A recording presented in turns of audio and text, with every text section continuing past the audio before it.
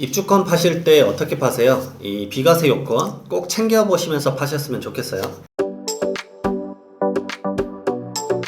안녕하세요. 두꺼비 세무사입니다. 오늘 가장 일반적인 얘기를 좀 해보려고 해요. 요즘 이제 재건축이 사실은 시끌시끌합니다. 뭐 서초구청 같은 경우만 하더라도 서초구 내에서 지금 재건축 진행되는 상황 자체가 61개 단지가 있을 정도로 진짜 요즘에 재건축에 대한 문의가 정말 많습니다. 그래서 제가 오늘 찍어볼 거는 뭐냐면 간단합니다. 입주권에 대한 비과세 요건은 어떻게 챙기나요? 이것에 대해서 한번 말씀드려볼게요. 일반적인 지식이기 때문에 그냥 기본적으로 알아두신다고 생각을 하시면 되고, 입주권에 대한 고민이 있으신 분들 한번 들어보시면 큰 도움이 되실 것 같아요. 첫 번째로 가장 중요한 건 뭐냐, 이 세법에서 이 관리처분 계획 인가일이 가장 중요하다는 걸 먼저 인식을 하셔야 돼요. 이 다양한 정비 사업에 대한 이 절차들이 있죠. 뭐 사업 시행 인가도 있고 조합 설립도 있고 많은 것들이 있는데, 가장 세법에서 중요한 거는 사실은 관리처분 계획 인가일입니다. 그러면 그게 왜 중요하느냐? 간단해요. 관리처분 계획 인가일을 기점으로 기존에는 주택이었고 아파트였지만 이 날짜를 기준으로 어떻게 되죠?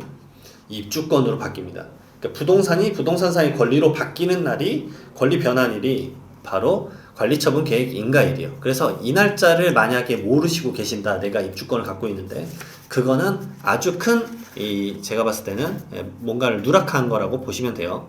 그래서 지금이라도 관리처분 계획 인가일이 언젠지 검색을, 구글링을 조금만 해보시면 당연히 알 수 있고, 그리고 조합원인데 당연히 모를 리가 없죠. 왜냐하면 조합 사무실에서 당연히 문자를 알려줄 거니까. 그래서 관리처분 계획 인가일은 꼭 먼저 챙겨보셨으면 좋겠고요. 이 입주권이 되고 나서도 그런 비과세가 가능하느냐, 이것에 대해서 지금까지 기본적으로 전제 조건을 말한 거고, 앞으로 계속 말씀을 드려볼게요. 입주권 양도도 당연히 비과세가 가능해요.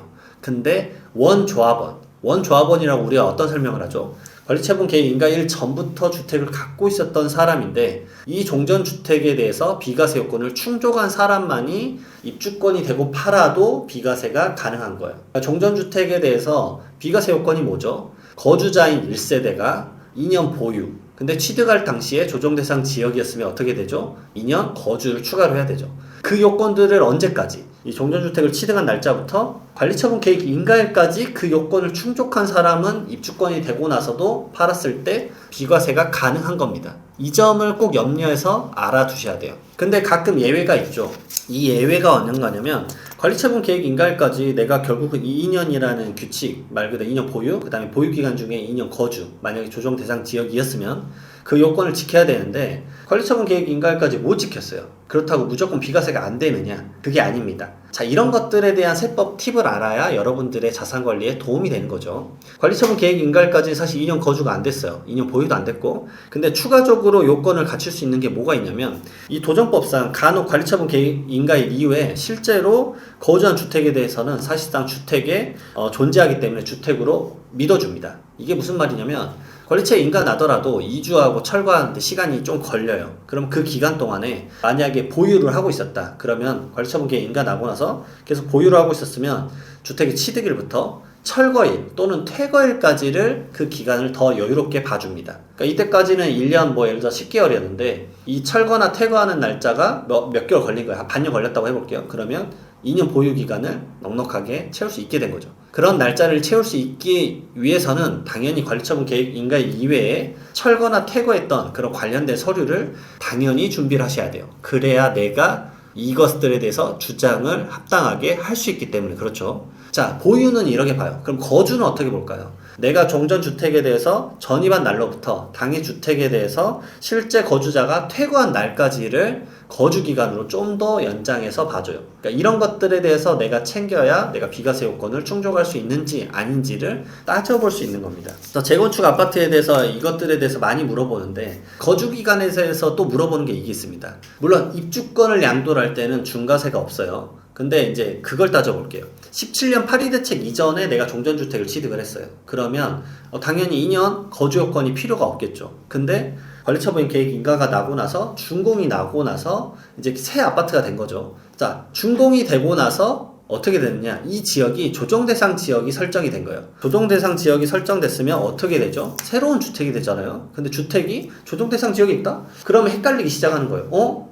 잠깐만, 새로운 주택이 됐으니까, 근데 여기가 조정대상 지역이니까 1세대 1주택 비과세 요건인 2년 거주기간을 새로 충족을 해야 되나? 라는 생각이 드는 거예요. 하지만 결론부터 말씀드리면 2년 거주 기간을 채우지 않아도 됩니다. 왜냐? 종전주택에 대해서 이미 그 취득할 당시에 말 그대로 조정대상 지역이 아니었기 때문에 이것에 대해서 신축주택 요건에 대해서 갑자기 생겼다고 그걸 챙길 필요는 없어요. 왜냐?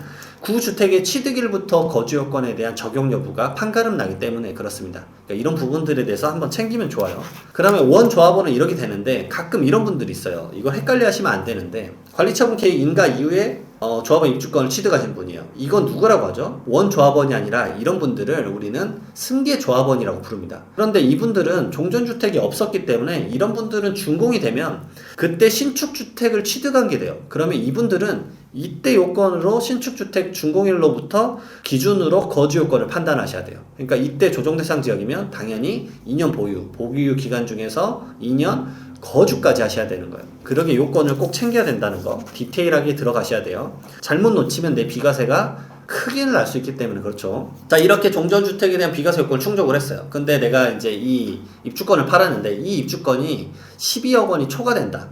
그러면 바로 무슨 생각이 드시죠? 양도소득세는 비과세가 12억 원까지 됩니다. 양도가액이 12억 원까지는 되는데 예를 들어서 20억에 팔았다. 그럼 8억 부분에 대해서 1세대 1주택 비과세 약간 세법 적용이 되죠. 그래서 고가주택에 대한 세법 적용으로 양도 차익을 계산을 해야 돼요. 근데 많이 물어보시는 게 그러면 이 8억 부분에 대해서는 장기보유 특별공제를 어떻게 적용하나요? 라고 물어봐요. 그러면 입주권을 팔았을 때 결론은 딱 하나입니다. 이 종전주택과 관리처분 계획 인가일 때 뭐가 나오죠? 우리가 공급계약서 받아보시면 거기에 뭐가 적혀있냐면 권리가액이 적혀있어요. 그 권리가액이 말 그대로 이 관리처분 계획 인가일 시점에 입주권의 스타트 지점의 가액이에요. 그러니까 이 종전주택을 뭐 예를 들어서 3억에 취득했고 권리가액이 10억이에요. 근데 추후에 내가 입주권 판 거는 뭐 20억이다. 그러면 3억과 10억 원의 차이인 이 7억 원 부분 있죠. 종전주택에 대한 부분이라 그래요. 이게 관리처분 계획 인가 전에 대한 양도 차익인데 이 부분에 대해서만 장기보유 특별공제를 적용받으실 수 있어요. 그러면 이 부분에 대해서는 장기보유 특별공제를 못 적용받느냐? 못 받습니다.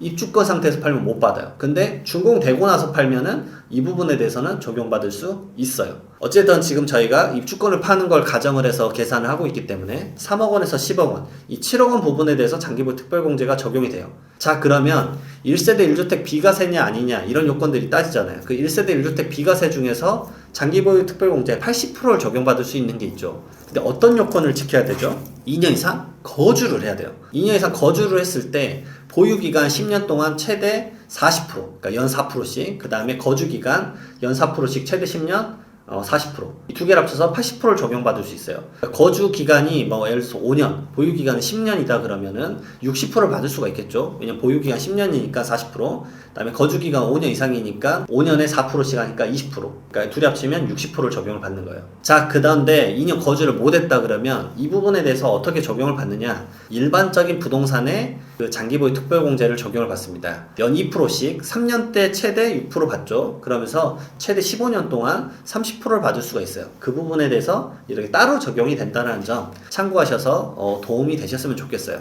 아주 간단한 기초적인 조합원 입주권에 대한 비과세 요건들에 대해서 이것저것 좀 살펴본 하루였는데요. 이 영상이 좋으셨으면 구독과 좋아요 부탁드리고요. 다음에 또 다른 영상에서 찾아뵙겠습니다. 감사합니다.